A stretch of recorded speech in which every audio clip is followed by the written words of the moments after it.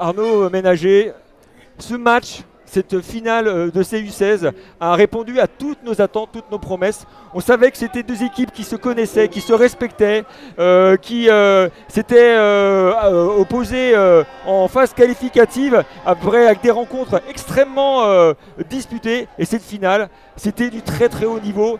Ce match aurait pu basculer d'un côté comme de l'autre, mais c'est vrai que l'équipe de Chagny a été peut-être plus solide mentalement. Oui, comme tu le dis, hein, moi sur les 20 premières minutes, c'est ce que je disais à mes collègues sur le banc. On a vécu une vraie finale de R1 pour moi. Alors, sans aucune prétention, je suis un petit peu habitué au final. Ouais, bien sûr. C'est ma troisième, c'est la seule que je gagne. Ouais. Et là, on a vu vraiment, pour moi, deux belles équipes. Ça aurait pu, comme tu le dis, basculer d'un côté ou de l'autre, effectivement, comme les deux matchs précédents qu'on a fait quand on était joué à Pontarlier et qu'on a reçu Pontarlier chez nous. Ça s'est passé un petit peu de la même façon. Hein,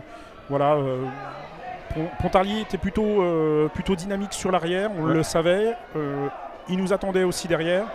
Voilà, on a vu une vraie belle finale de R1 pour moi. Absolument. Alors, resterait qu'il y a eu ce tournoi du match, cet essai que vous avez réussi à marquer. Ça se joue à un essai à 0.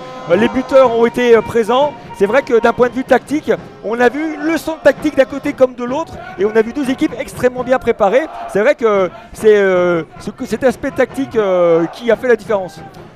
Oui, l'aspect tactique. Après, faut pas oublier que c'est des moins de 16 qui ne sont pas forcément habitués à des ambiances qu'on peut avoir aujourd'hui avec beaucoup de monde dans les stades. Et on joue souvent enlever le rideau de nos 19, donc on a forcément beaucoup moins de monde. On l'a senti tout de suite, hein, nous, quand on est arrivé, quand on est rentré au vestiaire, on avait mis un petit peu nos joueurs dans du coton là, depuis ce matin. On s'en était vraiment pour les protéger, bien sûr. Il y a eu beaucoup de très très bons moments là depuis ce matin. Mais on l'a senti, il y avait une grosse pression, on est rentré au vestiaire, il y a eu quelques pleurs, mais c'était des bonnes pleurs d'envie. Et les garçons avaient vraiment envie de bien faire aujourd'hui, et chose qu'ils ont fait. C'est vrai qu'on a eu l'occasion de voir ton équipe face à Is-sur-Tille.